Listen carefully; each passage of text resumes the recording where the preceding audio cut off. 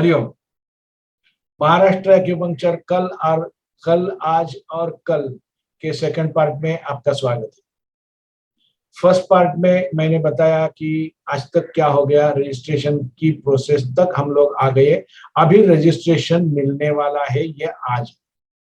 तो आज जो हमारी डॉक्टर बेराम जी के साथ में जो ऑनलाइन मीटिंग हो गई और उसमें उन्होंने जो बताया उसकी सबसे इम्पोर्टेंट बात मैं आप तक पहुंचाना चाहता हूं, ताकि आप कोई प्रॉब्लम में नहीं आए।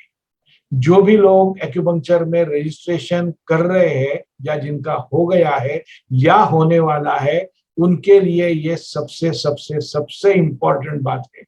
और उन्होंने ऐसे बोला है कि जो भी एक्यूपंक्चर रजिस्ट्रेशन करने वाले हैं, जो भी रजिस्टर्ड एक्यूपंक्चर प्रैक्टिशनर्स होंगे, उनके लिए ये बात बहुत जरूरी है कि वो अपने नाम के पीछे डॉक्टर नहीं लगाएंगे।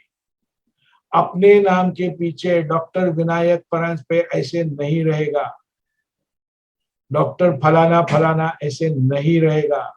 अपने नाम के पीछे डॉक्टर लगाना अवैध है। और यदि कोई आदमी जो रजिस्टर्ड एक्यूपंक्चरिस्ट है काउंसिल के पास से, वो यदि उसके नाम के पीछे डॉक्टर लगाता है तो काउंसिल उसके ऊपर कानूनी कार्रवाई करेगी और पुलिस के मार्फत ये कार्रवाई होगी।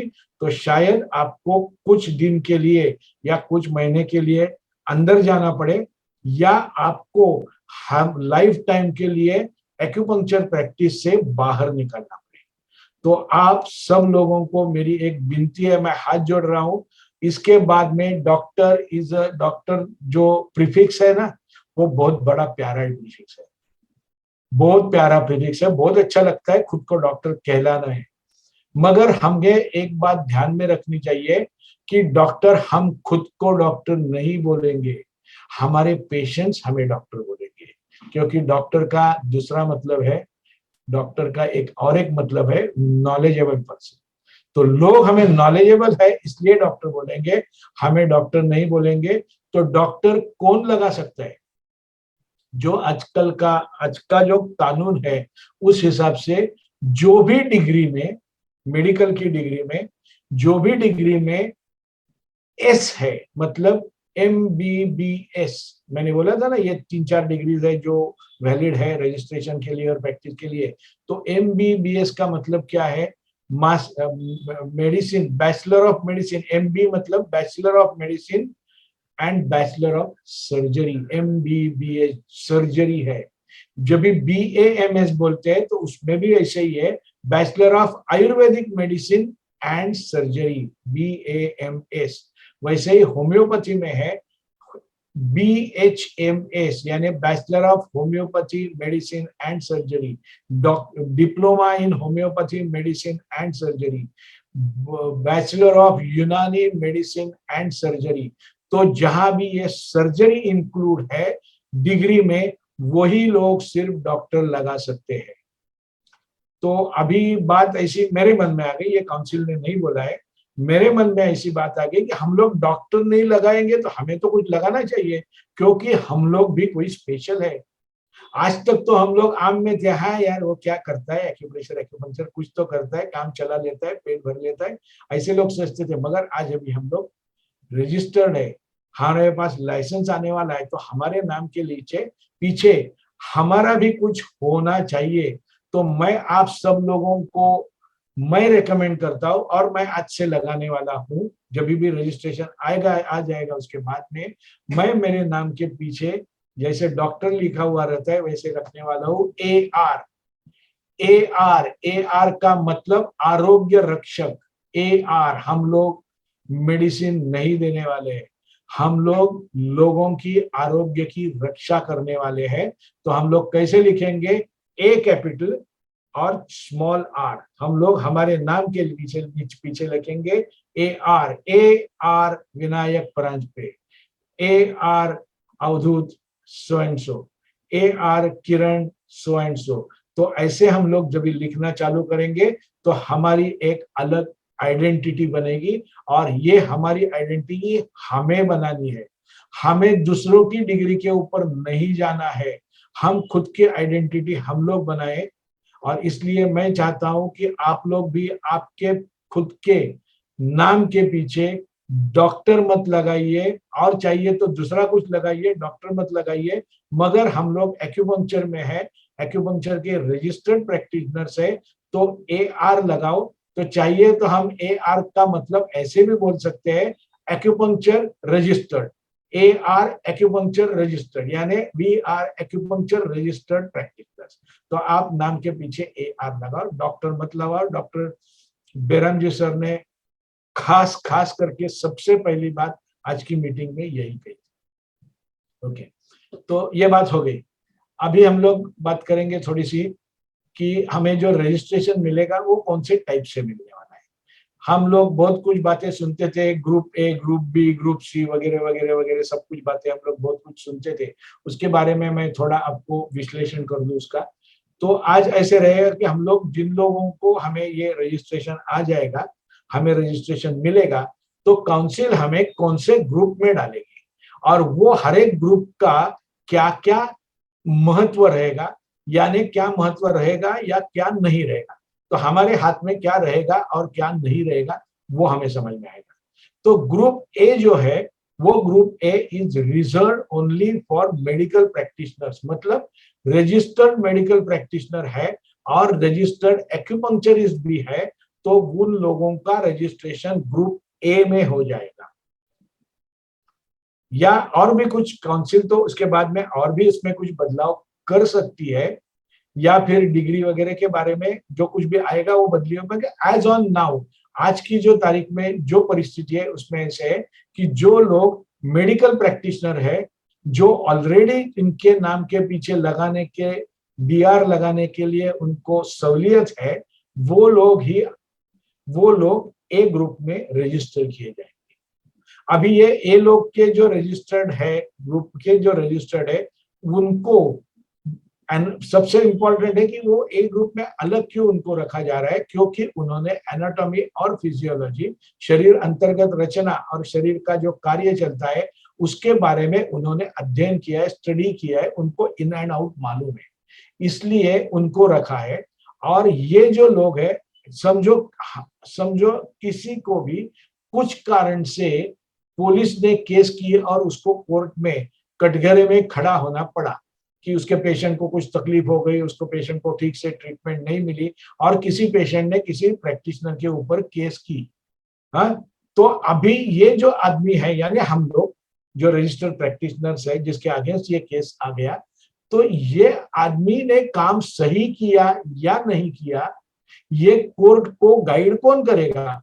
तो ये कोर्ट को गाइड करने के लिए सिर्फ और सिर्फ ये ए ग्रुप के जो रजिस्टर्ड है लोग एक्यूपंक्चर में, वही काबिल है।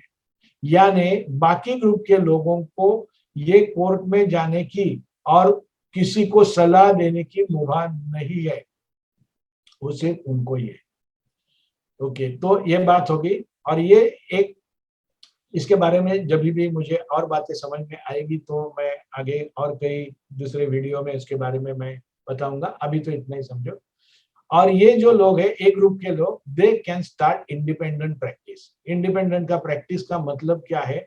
खुद अपने पेशेंट्स को हैंडल करना अपने आप यानी ये लोग हॉस्पिटल खोल सकते हैं, जो रेसिडेंशियल ट्रीटमेंट का हॉस्पिटल है, या OPD खोल सकते हैं। ये लोग कई कौन से भी हॉस्पिटल में ज्वाइन हो सकते हैं, या वहां पे OPD अलग से एक्यूपंक्चर OPD भी शुरू कर सकते हैं। तो अभी दूसरी बात आती है ग्रुप बी की।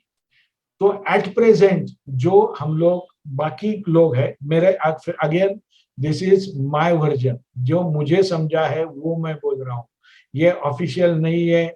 ये जो मेरी समझ तक जो आया है वही है कि हम लोग नॉन मेडिकल जो भी रजिस्टर्ड प्रैक्टिशनर्स करके हमें जो रजिस्ट्रेशन मिलेगा, उन सबको बी ग्रुप में डाला जाएगा, बी ग्रुप में रजिस्ट्रेशन दिया जाएगा।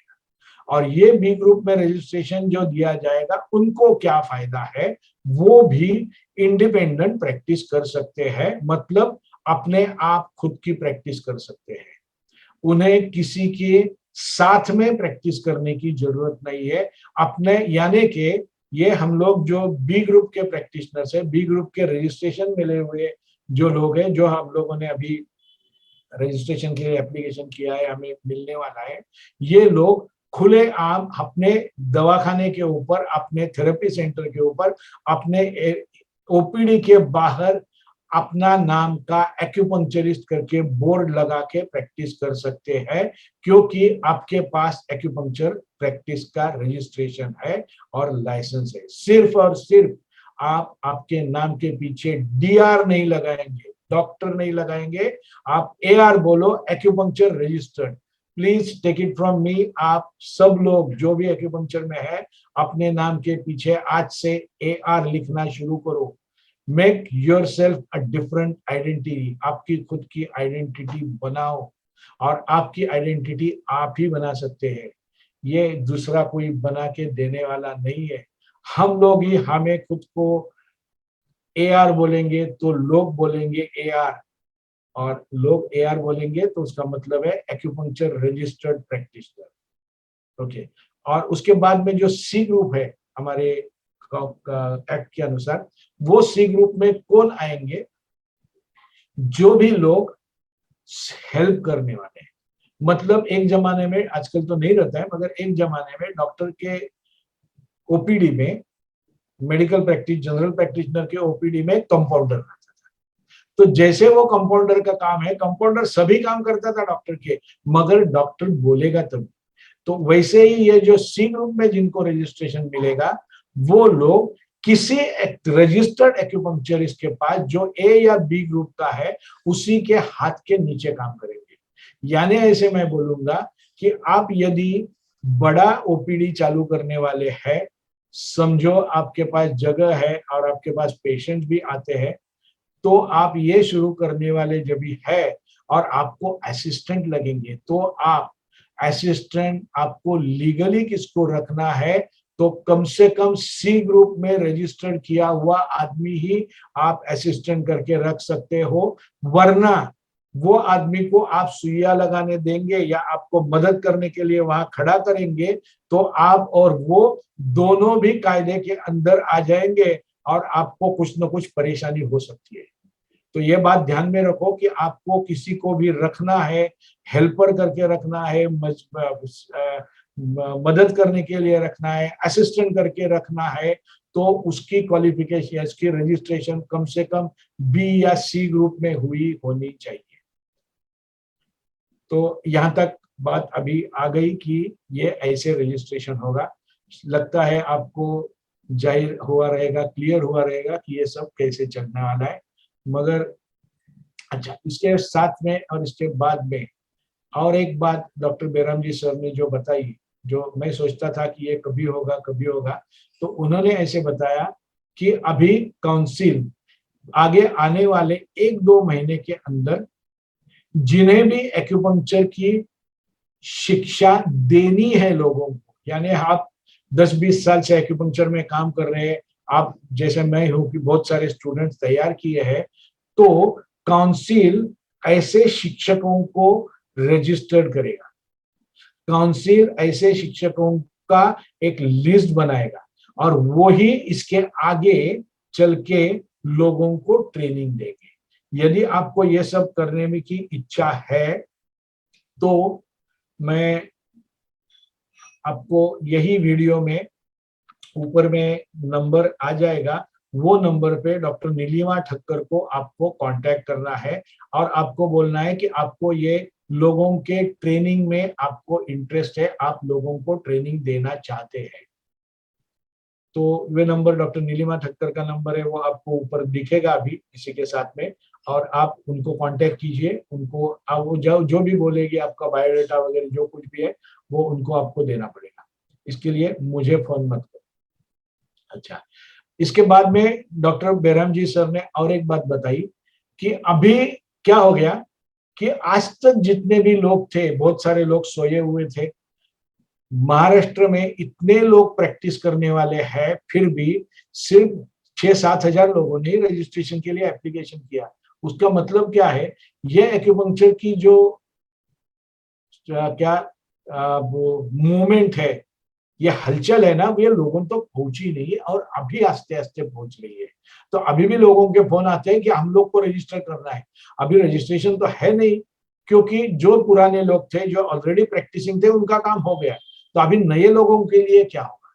तो डॉक्टर बेराम जी सर ने तभी बताया है कि काउंसिल बहुत ही जल्दी डिप्लोमा इन एक्यूपंक्चर नाम का एक कोई कोर्स जाहिर करने वाली है, और उसको कंडक्ट करने के लिए, वो कोर्स को आगे चलाने के लिए उन्हें कुछ लोगों की जरूरत पड़ेगी जो ऐसे कुछ चला सकते हैं, ट्रेनिंग दे सकते हैं। तो आपको ऐसे जिनको भी आगे चल के ये एक्यूपंक्चर में रजिस्ट्रेशन करवाना है, क्योंकि ये रजिस्ट्रेशन आगे की जिंदगी के लिए बहुत फायदे वाला है, आपको करवाना है तो आपको ये डिप्लोमा करना पड़ेगा।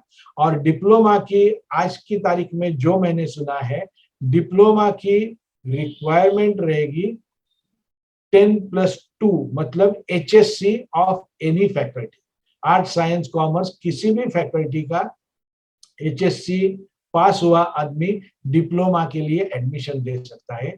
ये जो डिप्लोमा कोर्स रहेगा, उन्होंने आज जो बोला है वो हिसाब से पता नहीं आगे चल के क्या होगा और कैसे होगा, डिटेल्स आनी बाकी है। ये जो डिप्लोमा कोर्स है वो 2 साल का रहेगा। जाने ये जो भी कोई आदमी अभी ये 2 साल का रहेगा, वो 2 साल का क्लासरूम ट्रेनिंग रहेगा या ऑनलाइन रहेगा, उसके प्रैक्टिकल्स कैसे रहेंगे, इसके बारे में आज की तारीख में कुछ भी क्लियर नहीं है, मगर ये सब चीजें आने वाली है। हाँ, तो जिनको भी अभी यानी जिन लोगों ने आज तक रजिस्ट्रेशन नहीं किया है और जिनको ये रजिस्ट्रेशन में आना है, उन्हें काउंसिल की वेबसाइट के ऊपर नजर रखना पड़ेगा। बहुत ही जल्द उन्होंने ऐसे बोला है कि बाय अगस्त एंड ये सब कुछ बाहर डिक्लेयर होना चाहिए, ऐसी उनकी इच्छा है। और डिप्लोमा कोर्स जो भी रहेगा काउंसिल का, उसका सिलेबस तैयार होना शुरू है, तैयार कर रहे हैं, और उसके बारे में बाकी जानकारी भी तभी आ जाएगी। उसी के साथ में शायद ऐसे मुझे लगता है कि सब लोगों को इंडिपेंडेंट प्रैक्टिस नहीं करनी है, तो इनिशियली वो लोग सर्टिफिकेट कोर्स का भी आयोजन करेंगे। यानी पहले सर्टिफिकेट कोर्स करो, आगे चल के डिप्लोमा कोर्स करो, और ये सर्टिफिकेट कोर्स, डिप्लोमा कोर्स, इसकी क्वालिफिकेशन की रिक्वायरमेंट क्या होगी वो तभी बताया जाएगा जब भी काउंसिल डिक्लेयर करेगी। तीसरी बात तो ये हो गई आज की बात, यानी जिनको भी, और उन्होंने ये भी बोला है कि काउंसिल चाहती है कि महाराष्ट्र में एक्यूपंक्चर के कॉलेजेस शुरू हो जाए, महाराष्ट्र में एक्यूपंक्चर की ट्रेनिंग इंस्टीट्यूट शुरू हो जाए। और काउंसिल की तरफ से उन्होंने और एक चीज बोली है कि इसमें हेरा फेरी नहीं चलेगी। यदि कोई हेरा फेरी कर रहा है, यानी जो भी काम कर रहा है वो सच्चे दिल से करना चाहिए, कानून से करना चाहिए, उसमें कोई काला कांडी हो तो उसको जिंदगी भर के लिए एक्यूपंक्चर के फील्ड से बाहर निकाला जाएगा। तो जिनको भी सीधे तरीके से काम करना है, लोगों को पैसे लेके सर्टिफिकेट देना, पास करवाना, ऐसे नहीं करना है, वही लोग आगे आ जाए, क्योंकि जिंदगी भर के लिए उनको नहीं तो बाहर जाना पड़ेगा। महाराष्ट्र में डिग्री का, अभी एक्यूपंक्चर की डिग्री का भी बात वो लोग कर रहे हैं, डिग्री की भी बात कर रहे हैं, एक्यूपंक्चर की डिग्री भी आ जाएगी, उसका काम चालू है, उसके लिए भी काम चालू है। मगर डिग्री काउंसिल नहीं दे सकती है, काउंसिल डिप्लोमा दे सकती है, काउंसिल डिग्री नहीं दे सकती है। और काउंसिल और डिग्री जब भी लानी है तो कोई यूनिवर्सिटी से लानी पड़ेगी, और इसके लिए महाराष्ट्र में महाराष्ट्र हेल्थ यूनिवर्सिटी नासिक में जो है, उनके माध्यम से, उनकी तरफ से ये सब कार्रवाई होगी। तो वो महाराष्ट्र हेल्थ यूनिवर्सिटी जो है वो कॉलेजेस और इंस्टीट्यूशंस का सब मैनेजमेंट देखेगी, कोर्सेज देखेगी, और क्या क्या करना है देखेगी। मगर अभी जो लग रहा है उसके हिसाब से ऐसा है कि ये जो डिग्री कोर्स रहेगा, ये डिग्री कोर्स 3 साल का रहेगा, डिप्लोमा कोर्स जो बोल रहे हैं 2 साल का रहेगा, शायद सर्टिफिकेट कोर्स 1 साल का रहेगा, डिप्लोमा कोर्स 2 साल का रहेगा, और डिग्री कोर्स 3 साल का रहेगा। और डिग्री कोर्स के बाद में इसको बोलते हैं ना कि हैंड्स ऑन ट्रेनिंग, यानी प्रैक्टिस करने के लिए उनको काम करना पड़ेगा, तो वो भी उसके साथ में आ जाएगा। मुझे शब्द याद में नहीं आ रहा है उसको क्या बोलते हैं, तो वो भी उनको काम, वो भी सब उसमें रहेगा, इंटीग्रेटेड कोर्स ऐसे कुछ रहेगा। तो यहाँ तक हो गया, यानी आज की तारीख में महाराष्ट्र में एक्यूपंक्चर अभी कानूनी तौर पे आ गया है। सिर्फ इतनी ही बात है कि आपको एक्यूपंक्चर का रजिस्ट्रेशन मिल गया, इसका मतलब ये नहीं कि आप कुछ भी करने के लिए मुक्त हो गए। आपको सबसे बात, इंपॉर्टेंट बात ध्यान में रखनी है, आपको कानून का सम्मान रखना ही पड़ेगा। और आप यदि ये का आपके पास रजिस्ट्रेशन का सर्टिफिकेट है, बहुत सारी केसेस ऐसी होती है कि आपको रजिस्ट्रेशन है, हाँ, मगर आपके पास, जो मैं पहले एक वीडियो में बोला था कि आपके पास क्या क्या होना चाहिए, तो उस इसमें ज्यादा कुछ बोलने जैसा नहीं है करके मैंने तभी नहीं बोला था। तो आपके पास एक्यूपंक्चर का रजिस्ट्रेशन है तो आप ओपीडी, दवाखाना, क्लिनिक, दुकान खोल के नहीं चालू कर सकते। उसके लिए आपको आपके म्यूनिसिपालिटी का, आपका ग्राम पंचायत का, आपका मेट्रो का, जो भी कोई बॉडी रहेगी, म्यूनिसिपल बॉडी रहेगी, उनका शॉप्स एंड एस्टेब्लिशमेंट एक्ट का आपके पास लाइसेंस होना जरूरी है। बहुत सारे लोग ऐसे हैं जो ये लाइसेंस नहीं है उसकी वजह से अटकते हैं। तो आपके साथ ये नहीं होए, तो आपको यदि प्रैक्टिस चालू करनी है, आप घर में प्रैक्टिस जा रहे हैं, कर रहे हैं ना, यानी होम विजिट करके प्रैक्टिस कर रहे हैं, तो इसके लिए ये इसकी जरूरत नहीं है, शॉप्स एंड एस्टेब्लिशमेंट जिसको गुमास्ता कायदा बोलते हैं, उसकी कोई जरूरत नहीं है। मगर आप कोई एस्टेब्लिशमेंट खोल रहे हैं, आप कोई दुकान खोल रहे हैं, आप कोई ओपीडी डाल रहे हैं, आप बोर्ड लगा के काम करना शुरू कर रहे हैं, तो आपको ये लाइसेंस लगेगा। और उसी के साथ में आपको ही सोचना पड़ेगा, आपको ही ढूंढना पड़ेगा कि आपके म्यूनिसिपालिटी में से, क्योंकि हम लोग जब ये एक्यूपंक्चर करेंगे तो आप सब लोगों को पता है कि सुई लगाने के बाद वहां से थोड़ा खून आ सकता है। अभी खून का मतलब आज के जमाने में ऐसे है कि खून का मतलब है ये बायो वेस्ट हो गया, और वेस्टेज डिस्पोजल की आजकल की जो नीति है आपको उसका भी पालन करना पड़ेगा। तो आपके म्यूनिसिपालिटी, आपके ग्राम पंचायत और उनका कोई ये क्या बोलते हैं इसको, बायो वेस्ट डिस्पोजल का कुछ लाइसेंस रहता है, वो भी आपको लेना पड़ेगा, क्योंकि आप पेशेंट को बॉडी को लगा के जो कॉटन फेंकते हैं वो भी उसमें ही जाएगा, नीडल्स डिस्पोज करेंगे वो भी उसमें ही जाएगी। तो आपको वो यानी बायो वेस्ट डिस्पोजल का कोई लाइसेंस है तो उसकी जानकारी आपको ही करके लेनी है। ये ना तो काउंसिल देगी और ना मैं देने वाला हूं। आपकी रक्षा करने के लिए आपको ही ढूंढना पड़ेगा। तो ये दो चीजें आपके साथ हो तो आप आराम से प्रैक्टिस कर सकते हैं। तो ये हो गया महाराष्ट्र एक्यूपंक्चर आज, और इसी के साथ मैं ये दूसरा वीडियो रुकाता हूँ और तीसरा वीडियो आ जाएगा कल। तो कल क्या होने वाला है इसके बारे में तीसरे वीडियो में आएगा। और तब तक के लिए हरिओम, हरिओम, हरिओम।